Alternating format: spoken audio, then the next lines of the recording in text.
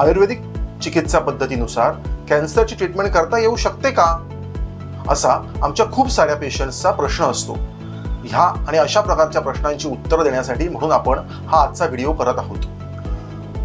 आयुर्वेदिक चिकित्सा पद्धतीने जशी इतर आजारांची चिकित्सा करता येऊ शकते तशीच आणि तितकीच यशस्वी चिकित्सा आपण कॅन्सरची सुद्धा करू शकतो.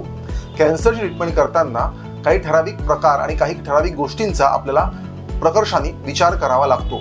एक म्हणजे अशा पेशंटची जर केमोथेरपी किंवा रेडिएशन थेरपी चालू असेल तर आयुर्वेदिक ट्रीटमेंट ही आपण एक ॲडज्युव्हंट थेरपी म्हणून करतो, ज्याच्यामध्ये पेशंटची क्वालिटी ऑफ लाईफ वाढण्यासाठी आपण खूप छान पद्धतीने प्रयत्न करू शकतो. तसेच केमोथेरपी किंवा रेडिएशनचे जे साईड इफेक्ट्स आहेत त्याचा पेशंटला कमीत कमी त्रास व्हावा यासाठी सुद्धा आपण आयुर्वेदिक चिकित्सा करू शकतो.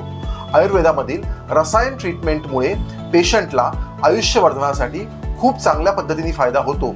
तसंच आपण एक सेकंड लाईन ऑफ ट्रीटमेंट म्हणून सुद्धा आयुर्वेदाचा उपयोग नक्की कॅन्सरच्या ट्रीटमेंटमध्ये करून घेऊ शकतो आणि यशस्वीरित्या आपण कॅन्सरवरती आयुर्वेदाच्या मदतीने मात करू शकतो. काही ठराविक कॅन्सर्समध्ये आपण पंचकर्माचा सुद्धा योग्य तो उपयोग करून कॅन्सरच्या पेशंटचा कॅन्सरशी जो लढा आहे त्याला नक्की मदत करू शकतो. सो आयुर्वेदिक चिकित्सा ही आपण एकल चिकित्सा म्हणून सुद्धा कॅन्सरमध्ये वापरू शकतो किंवा केमोथेरपी आणि रेडिएशन थेरपी चालू असताना ॲडज्युव्हंट थेरपी म्हणून सुद्धा आपण आयुर्वेदिक ट्रीटमेंटचा उपयोग करून घेऊ शकतो. काही लोकांचा कॅन्सर केमोथेरपी किंवा रेडिएशन घेऊन बरा झालेला असतो, त्यानंतर सुद्धा काही जीवनीय गण अशा प्रकारचे औषधं वापरून आपण त्या पेशंटची क्वालिटी आणि क्वांटिटी ऑफ लाईफ वाढवू शकतो आणि कॅन्सरचा रिकरन्स होऊ नये म्हणून सुद्धा आपण आयुर्वेदिक ट्रीटमेंट करू शकतो.